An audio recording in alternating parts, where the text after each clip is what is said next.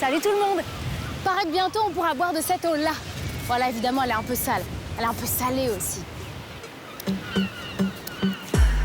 Ouais, au goût, je dirais un bon 35 grammes de sel par litre. C'est pas mal, hein?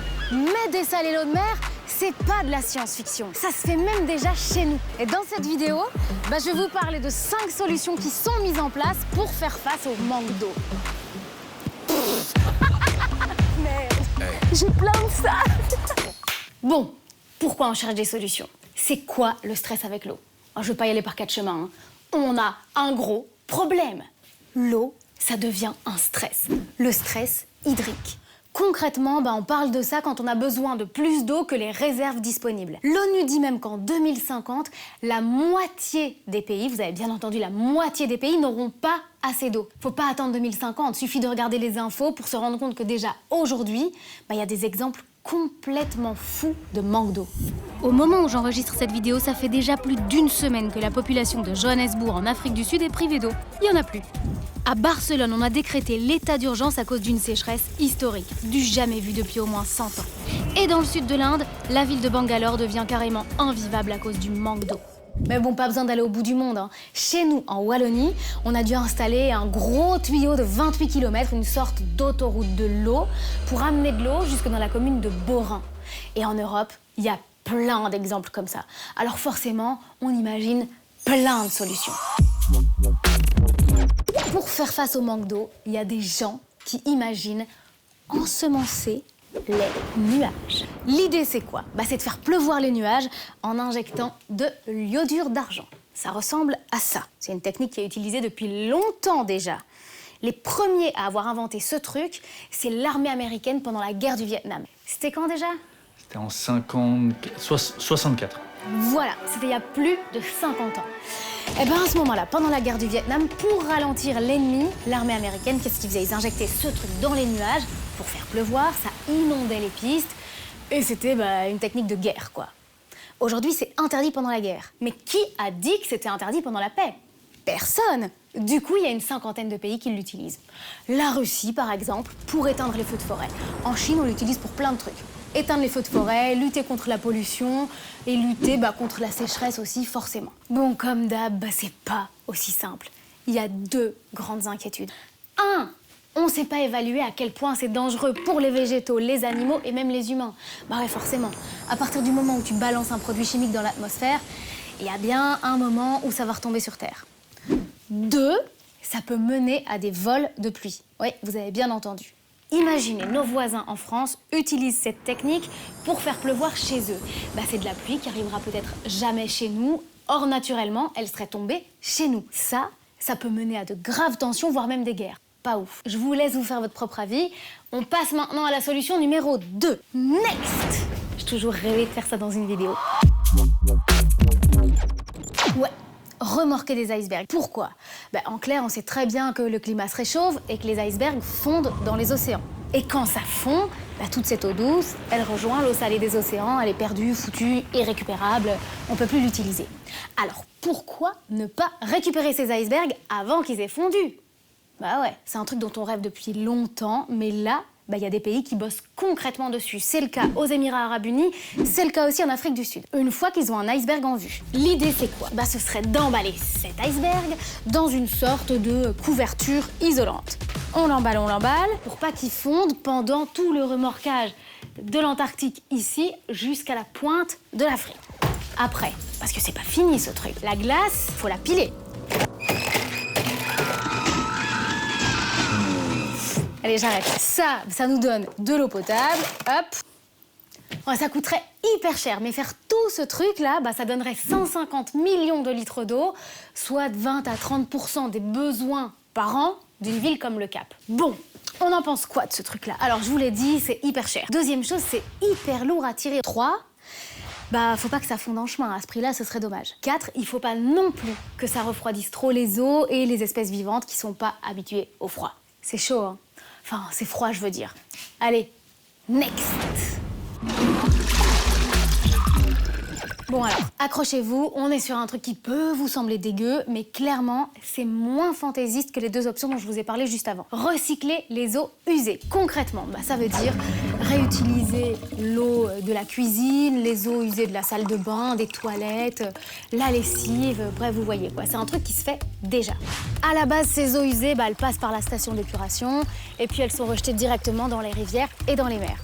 Là, l'idée, c'est de rajouter une étape supplémentaire à la station d'épuration pour rendre ces eaux plus propres et puis les utiliser par exemple pour nettoyer les rues, éteindre les incendies, arroser les espaces verts ou pour l'agriculture. Et ce que j'ai appris, c'est qu'il y a des pays qui vont encore plus loin dans le traitement de ces eaux usées jusqu'à la rendre potable. Alors à Singapour ou en Namibie, c'est le cas. Et je vous cache pas qu'à Singapour, ils ont dû organiser une campagne de com énorme pour que les gens acceptent de boire cette eau. Ça porte même un nom, ce truc. C'est l'effet Burke. Ça vous donne envie, vous? Bonjour. Si je te dis que ça, c'est de l'eau qui vient des toilettes. Des toilettes. Des toilettes propres? Elle a été traitée, hein. Il y a un cheveu dedans. C'est pas appétissant. Ah ouais, c'est dégueulasse. C'est un cheveu à moi. Ah.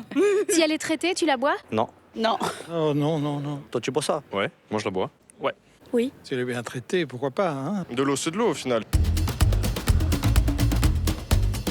Très bon. C'est fou, quoi.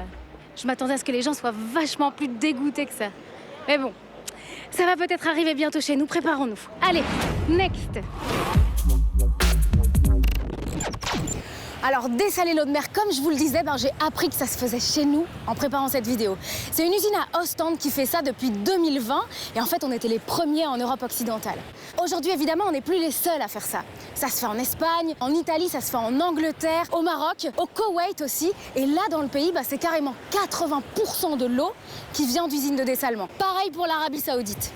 Alors, notre usine à nous, elle est là-bas un peu plus loin. On la voit pas parce qu'il pleut. Je me prends plein d'eau dans la figure là. Et en fait, cette usine, elle permet d'approvisionner 100 000 personnes en eau potable. Ouais, en Flandre, il n'y a pas assez d'eau. Ils sont d'ailleurs en train de construire une deuxième usine de dessalement à Nieuport. Mais est-ce qu'on peut vraiment s'en réjouir? Bon, en gros, il y a deux méthodes pour le faire. L'osmose inverse, la distillation-condensation. Je vous épargne le cours de science. Quand c'est bien fait, ça marche vraiment. L'eau est totalement dessalée. Mais ouais, des eaux, il y a toujours des mais. C'est pas juste génial et miraculeux. 1. Ça consomme énormément d'énergie et ça demande de grosses infrastructures. 2. Ça coûte super cher, donc l'eau devient super chère. 3. Ça fait la blinde de déchets. En fait, pour 1 litre d'eau, il faut compter 1,5 litre d'une espèce de boue super salée, hyper chargée en minéraux. Et tout ça, c'est rejeté dans la mer. Mais bon, faut que j'arrête de faire mes petites analyses dans mon coin. Là, j'ai besoin d'expertise. Je vais parler de toutes ces solutions avec Emma Aziza, une spécialiste de l'eau douce. Bon, Emma, il y a évidemment plein de solutions qui se mettent en place. Oui. Je t'en donne et tu me dis si, selon toi, c'est une bonne idée ou pas une bonne idée. Ça va. Ensemencer les nuages. Ensemencer les nuages est une mauvaise solution. On va émettre de l'iodure d'argent massivement dans l'atmosphère et à ce moment-là, on dérègle l'intégralité des cycles. Remorquer des icebergs. Remorquer des icebergs est une très mauvaise solution. Recycler les eaux usées.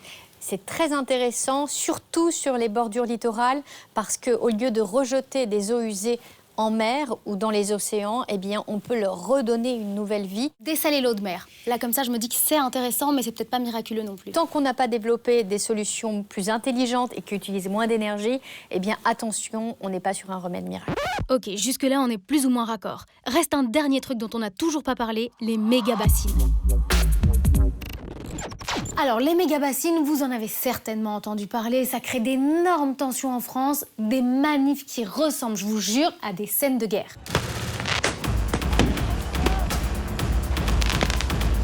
En gros, l'idée, c'est quoi? C'est de prélever de l'eau dans les nappes souterraines et de la remonter en surface dans des énormes bâches en plastique. Ça fait des bassines énormes, donc, qui font l'équivalent d'une quinzaine de piscines olympiques, d'où le nom méga bassine. Et l'intérêt, c'est quoi? Ce serait de prélever de l'eau des nappes phréatiques quand il y en a, en hiver, pour l'utiliser en été pour l'agriculture. Mais c'est de l'eau qu'il faut pomper, ça se fait pas tout seul. Puis ça veut dire aussi qu'en été, on peut avoir des rivières à sec, parce que ce qui alimente les cours d'eau, c'est les nappes phréatiques. Après, c'est de l'eau qui est en surface, donc l'eau qui est en surface, elle s'évapore. On peut en perdre entre 20 et 40%. Et puis comme c'est de l'eau stagnante, faut la traiter. Donc en clair, c'est pas génial. Puis ça veut dire aussi qu'il n'y a que quelques grosses exploitations, quelques immenses fermes qui vont profiter de cette eau à des moments où tout le monde en a besoin. En fait, on n'est pas vraiment sur ce qu'on peut appeler un partage juste et équitable de l'eau. Tout ce que je viens de vous expliquer, là, en fait, c'est des enjeux qui nous dépassent un peu. Or, je suis sûre qu'à notre niveau, il y a aussi des trucs qu'on peut faire concrètement. Et comme ça me dépasse, j'ai posé la question à Emma. Pour que les nappes se rechargent, il faut laisser l'eau s'infiltrer dans les sols. Lorsqu'on est dans les champs, il va falloir qu'on retrouve de la vie dans ces sols parce que c'est le ver de terre, tous les champignons qui existent, qui sont là et qui créent un écosystème absolument merveilleux qui permet ensuite de laisser la goutte d'eau rejoindre directement la nappe phréatique. Ensuite, lorsqu'on est dans des villes, eh bien, il faut absolument désimperméabiliser massivement nos villes. On a mis du béton partout. Chaque nouvelle route qui doit être créée doit l'être avec du béton poreux. Donc ça existe déjà, le béton poreux, c'est un truc qui existe. Ça existe. En fait, tout existe déjà, sauf qu'en fait, on ne le met pas en œuvre de manière massive et obligatoire. Alors que chaque entrée de parking, chaque rue, chaque trottoir devrait déjà être totalement perméable. Ok, donc si je récapitule, il y a des solutions dans les villes et dans les champs. Et nous, ce qu'on peut faire, clairement, à notre niveau, c'est protéger la nature. 1 mètre carré, c'est déjà bien, en fait, 1 mètre carré sans béton. Mais parfois, quand on s'unit, on peut arriver à des plus gros résultats. Et ça me fait penser à Manon Le Pomme. C'est une humoriste belge.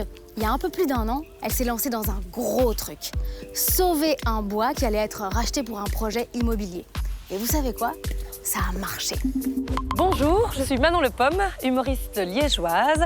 Nous sommes ici à Flémal pour vous présenter Le Bois d'à côté, un projet écologique, social et environnemental que nous avons mené avec 14 citoyens. On a créé un collectif, on était 14 au départ et on s'est lancé le défi d'acheter le terrain au nom d'une ASBL. Et grâce à cette ASBL, on deviendrait propriétaire du terrain, donc on le laisserait non urbanisé, donc pas de béton. Un lieu vert comme ça permet de faire diminuer la température en fait, parce que c'est des espaces verts qui font redescendre la température dans des endroits où il peut faire parfois très chaud en été. Et au niveau de l'eau, c'est un peu compliqué. Donc par exemple, les sols captent de moins en moins l'eau, il y a de plus en plus d'inondations, et si on continue à urbaniser comme ça partout, ça va être de plus en plus la catastrophe. La mobilisation a été forte, et ce qui a fait du bien, je pense, aux gens, c'est qu'on était dans un projet qui était positif. On se battait pas contre quelque chose, on se battait pour quelque chose, on se battait pour plus de biodiversité, pour plus de nature, pour un environnement plus sain. Par contre, il y avait 300 000 € à récolter à une période où l'électricité, le gaz, les énergies coûtaient très très cher, donc tout le monde avait un peu peur de recevoir sa facture à la fin de l'hiver. On s'est dit, préserver cet endroit, c'est génial, mais si on peut l'exploiter tout en le respectant, c'est encore mieux. Et donc, il y a différents projets qui vont naître, il y a de l'apiculture, il y a une mare pédagogique, il y aura aussi des coins pour simplement se poser, regarder la nature, lire un livre. Et surtout, ça a donné des idées à d'autres. On a été contactés par des personnes du Brabant Wallon, on a été contactés par des personnes de Liège qui ont dit « Ah, mais nous, on veut faire le même genre de combat », donc on leur a expliqué comment on avait fonctionné. Et ça, si ça peut faire des petits, c'est magique. L'union fait la force, donc c'est-à-dire qu'on y est arrivé à 14, mais on n'y est pas arrivé à 14 en fait. On y est arrivé à 815 contributeurs, c'est complètement fou. Ce qui est super avec ce projet, c'est qu'il est complet, donc il est social, parce qu'on a réuni les gens, il est environnemental, parce qu'on protège la nature, et il est pédagogique, parce que... Oh, pardon. Allô Oui, mais là, je suis dans le bois. Et donc, c'est pour ça aussi que c'est un projet social, parce que c'est un projet qui réunit des gens.